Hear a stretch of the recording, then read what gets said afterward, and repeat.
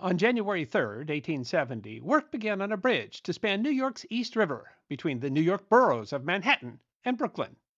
Given the monument of modernity that the new bridge would represent, you'd expect that there would have been a lot of fanfare when actual construction began.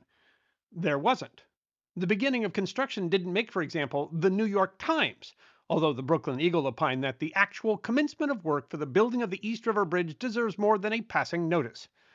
It's not a surprise that public interest was somewhat muted. The bridge had originally been approved by the New York legislature, New York Brooklyn Bridge Company Incorporated, and the authorization of the sale of $5 million in public bonds to fund the bridge fully 3 years earlier. The Eagle wrote that works of this magnitude are slow of preparation, and it seems an age since the company was first formed and the plans of Mr. Roebling discussed.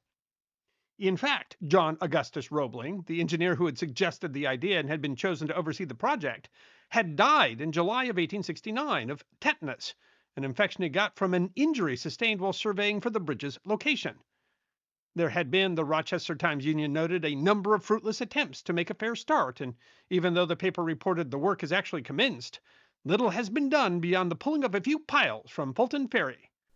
The Eagle explained that what is now doing may attract but little attention. It is the work of clearing the ground for action, preparing for the reception of the Caisson now being built in Williamsburg.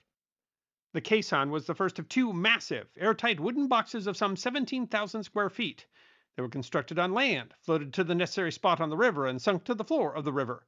The caisson would then be filled with concrete and become the foundation for the 900,000-ton suspension towers.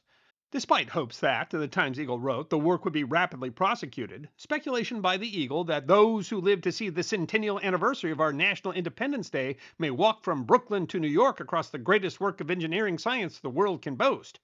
Construction would last well past 1876. The 6,016-foot cable suspension bridge, 1.5 times longer than any suspension bridge previously built, would finally open on May 24th, 1883.